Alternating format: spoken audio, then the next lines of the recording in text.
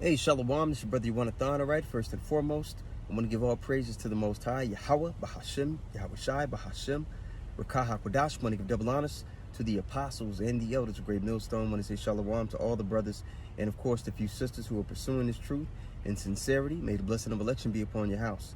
All right, today, I just want to go into the fact, this is a quick lesson, that standing up against the evildoer, all right, standing up for what's right in this society is going to cause you to be looked at as the villain. And that's something that you have to be okay with. You're going to be looked at as the villain by people that you love. Eventually, that's what it's going to come to. And you have to get to a place in the spirit to where you're okay with that, and where you realize in the long run that that's just a rite of passage that we all have to go through to get to righteousness being forwarded in the earth. All right? To get to justice going forth. We're here to forward the Lord's will, not our own. And for a lot of times, for us in this flesh, that's going to be uncomfortable. It's not going to look how they painted in the Christian church. It's a road filled with grief and filled with sorrow. And a lot of people, man, they hear this knowledge and they're ecstatic about it. But when they actually try to walk it, it's a completely different thing. That's why I always bring up the point. There's a difference between knowing you're an Israelite and being one. Okay, not a lot of people are down for upholding the standard that we were given. It's commanded of us to resist the vibration that this world pushes. People watch movies like The Matrix and they side with the resistance. People watch movies like They Live, great movie, watch the old one, and they side with the resistance. People watch movies like Lord of the Rings, Hunger Games, and they always side with the resistance. They get it, okay? They get it. But as it's happening to them in real life, right before them, there's no inkling to them that, maybe I shouldn't go along with this. Maybe this shouldn't be the standard. Maybe I shouldn't just, internalize what they're putting on TV, what they're saying in the news, what they teach in the schools. Maybe this is contrary to how, to family, to the Lord's way. Let me sit back and analyze what they're actually requiring of the people and where it's going to lead us in the long run. But the question in Psalms 94:16 is posed, all right? It says, who will rise up for me against the evildoers? Or who will stand up for me against the workers of iniquity? We know in the scriptures that there's a people upon the earth who are forwarding evil in the earth. And we always go here to 2 Thessalonians 2:7, right? To prove it. Okay, you can prove all throughout the volume of the book, Old and New Testament. But which is 2 Thessalonians 2:7, and we'll be here on the left in the KJV. Actually, the right is the KJV. It says, for the mystery of iniquity doth already work. Only he who now letteth will let until he be taken out of the way. And then shall the wicked be revealed, and the wicked is being revealed now in our time. And then shall the wicked be revealed, whom the Lord shall consume with the spirit of his mouth, and shall destroy with the brightness of his coming.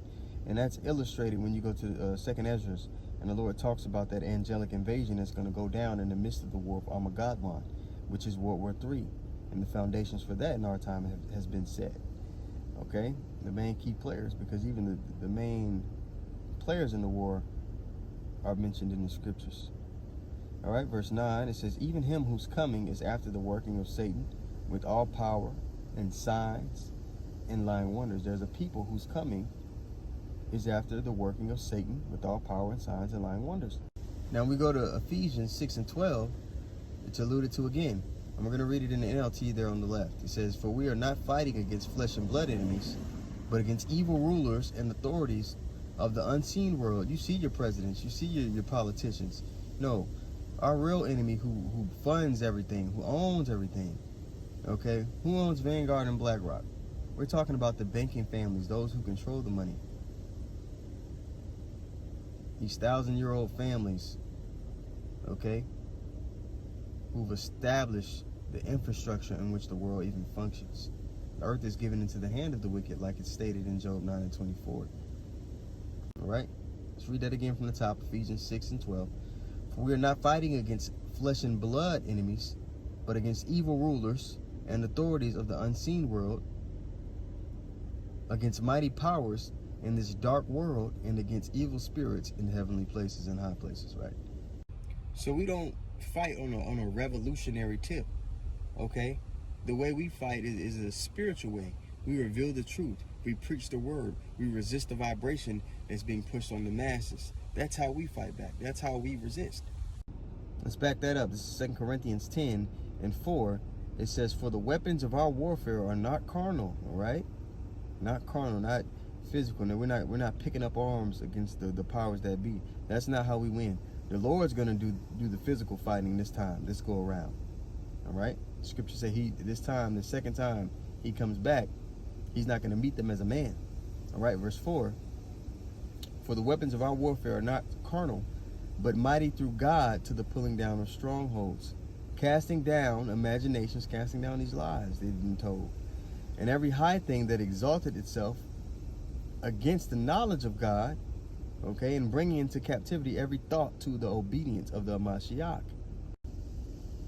That's why this is written in 1 Corinthians 1, and we'll start at 18. It says, for the preaching of the cross, all right, of what Yahweh did on our behalf, so that we can even have a passageway back to the Father. For the preaching of the cross to them that perish is foolishness, and there are those who are allotted to perish in the Lord's movie. There are some people who will not get this. And it's not an intellectual thing. It's not about are they smart enough to comprehend these things. It's that the Lord has sealed their understanding so that they can't get it. There are some who he's allowed to get it, who may not be as intellectually, conversationally gifted as another person, but the Lord is dealing with them so they grasp these concepts and they're able to walk therein, and they're going to be delivered. All right? But unto us which are saved,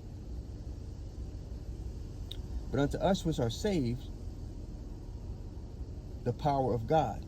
Okay? For it is written, I will destroy the wisdom of the wise, and will bring to nothing the understanding of the prudent. So those who are exalted in this society, who have been given status and who are looked at as role models and people that we should listen to for advice, the Lord's going to bring those people low. Where is the wise? Where is the scribe? Where is the disputer of this world? It's going to be the prophets. All right? Those who speak the Lord's words. Okay? Like it says in Isaiah 8:20, if they speak not according to this word, the words of God, it is because there is no light in them. Now it continues on to read, verse 20, 1 Corinthians 1:20. Where is the wise? Where is the scribe? Where is the disputer of this world? Have not God made foolish the wisdom of this world? And it is foolish when you actually think about what's being pushed here. I always bring out the example with the alphabetism. It's told to us that a little boy, if he says something, age 5, whose brain isn't fully developed, who's just, regurgitating a lot of the things that he sees and hears, and says, oh, I'm not a boy, I'm not Sam, I'm Susie. They'll send you a letter home and saying that, hey, maybe you should consider a change.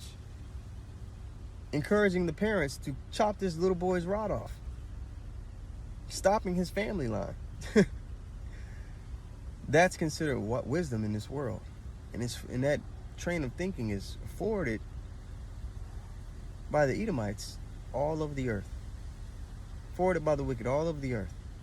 And people inherently know that's off. All right, 1 Corinthians 1:21. For after that, in the wisdom of God, the world by wisdom knew not God. All right? People don't uphold the standard that the chosen family of the earth was given. They don't know right from wrong. They think they do, but they don't. It pleased God by the foolishness, and listen to this, it pleased God by the foolishness of preaching to save them that believe.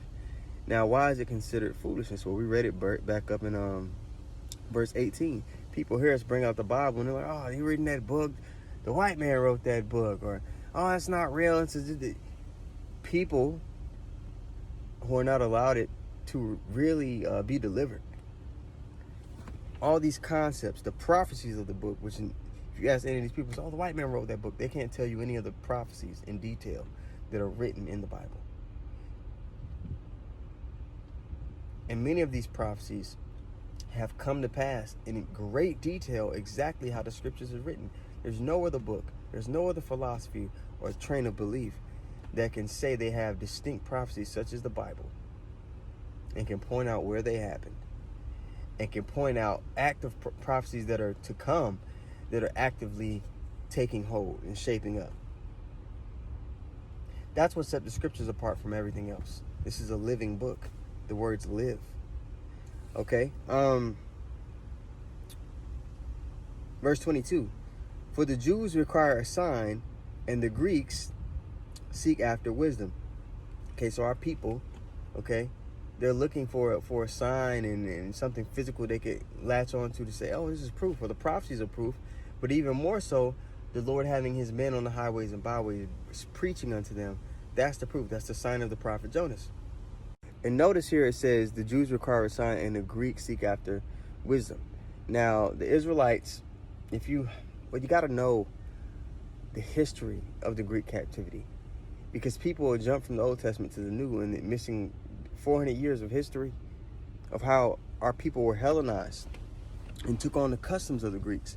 So right here, it doesn't say the Jews, the Greeks, the Moabites, the Ammonites. It doesn't mention all nations. It mentions the Jews and the Greeks because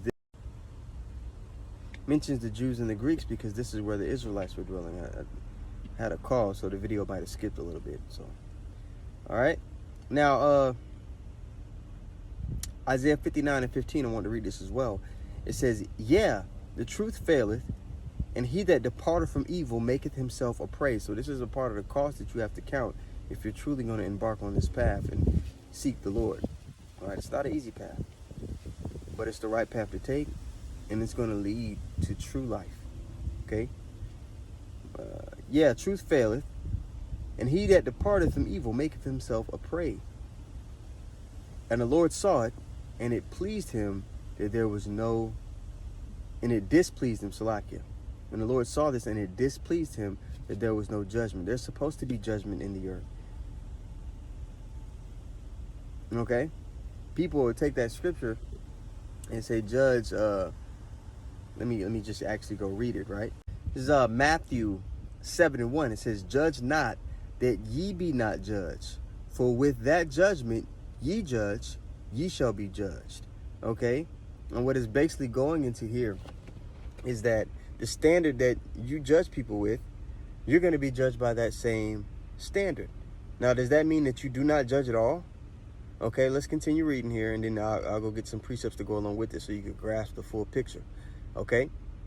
And with what measure ye meet, it shall be measured to you again. And why beholdest thou the mote that is in thy brother's eye, but considerest not the beam that is in thine own eye? Now, you shouldn't be out here saying, oh, you should be doing this and doing that, and you're not holding yourself to that standard. That makes sense, right? But you are supposed to, if someone's doing something wrong, warn them. Hey, man, if you don't get this together, the Lord is going to destroy you for it. Hey, man, if you don't fix this, this could lead to some destruction for you. This could lead to some hard times. This could lead to some affliction, because the Lord isn't with that action. He isn't with that. We're supposed to do that. That's love. If somebody's standing on the train tracks and they got some earplugs in and a blindfold, and they're just sitting there dancing, having a good time, and there's a train coming, are you not going to go push them out of the way or shake them, get their attention in some kind of way and say, hey, you need to move, there's a train coming? That train is the judgment from the Lord, man. He tells us to seek righteousness, seek meekness, so that we may be hid in the day of the Lord's anger. So that means we have to abstain from things that displeases him. Let's bracket up with some precepts, huh? Right, this is 1 Corinthians 2, and we'll just start at verse 14 here. All right, it reads, but the natural man receiveth not the things of the Spirit of God. Somebody that's carnal, somebody that's attached to this world, that's attached to the gratification of their flesh, they can't fully grasp right and wrong, or the standard that the Lord has given us. Neither can he know them, because they are spiritually discerned. The Lord, he doesn't have it to where they can get it because of that state that they're in. Okay? Now, verse 15. But he that is spiritual judgeth all things. This is in the New Testament, huh? Yet he himself is judge of no man. So he's upholding the Lord's standard to the best of his ability. All right? And the Lord's going to deal with him. He's the one that's going to judge him at the end of the day. For who have known the mind of the Lord, that he may instruct him? But we have the mind of the anointed. We have the mind of the Mashiach. So someone who's walking in that standard, who knows right from wrong according to the Lord, yeah, they're supposed to judge. By default, they have to judge things that are contrary to the standard they've been given. Okay? And the Lord is going to judge that person. And if they're walking uprightly, that judgment is going to be beautiful for them. You see? So it's not about, oh, don't judge. No, we're supposed to establish the order that the Lord has given us. Okay? And 9 times out of 10, that's going to have you hated. That's going to have you looked at with disdain, because the majority of the people in the world are not going to make it. This isn't given to everybody. This kingdom, all right, this world was made for many, but the kingdom to come is made for few. So Abaratazah, man, the lesson was edifying. Just a quick one I wanted to do. Again, I want to give all praises once more to Yahweh, who's the Most High, all right, who people ignorantly call God. Bahashem in the name, Yahweh Shai, the Son, who the world ignorantly calls Jesus, meaning Yahweh Shai, he is the deliverer. Yahweh being he exists. All right. Bahashem in the name, Ruach Kodash, the Holy Spirit. Okay. I want to give double honors to the apostles and the elders of Great Millstone.